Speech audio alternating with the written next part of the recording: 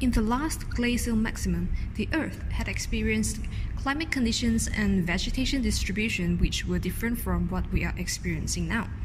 In previous studies, there are a few conflicting findings on the general distribution of Sundaland in the last glacial maximum.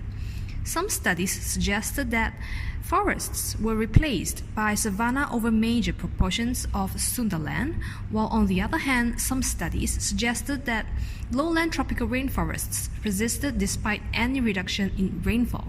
So, with regard to this, a study with title Forest Contraction on North Equatorial Southeast Asia during the Last Glacial Period was conducted to determine the general vegetation distribution of Sundaland in the last glacial period.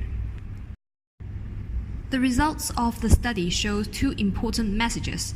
First, there was a substantial rainforest contraction in Peninsular Malaysia and Palawan. These rainforests were replaced by savanna expanded in Sundaland in a large scale. And secondly, the rainforests were maintained in northern Borneo, which acted as a forest refuge. For forest contraction, they happened due to a chain of reasons. Reduced sea levels in last glacial period caused more land area to be exposed and hence led to the formation of Sundaland. The changes in sea level and land area altered the global atmospheric circulation, oceanic circulation, decreased the oceanic temperature, and reduced the precipitation in Sundaland. Hence, Sundaland became an unfavorable condition to forests and subsequently led to forest contraction.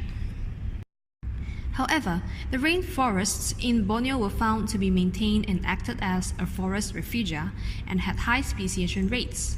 This finding supports the rainforest refuge hypothesis proposed by a German geologist in 1969, stated that speciation rate of birds in Amazon had been produced by cycles of expansions and contractions of forests environment during the Pleistocene.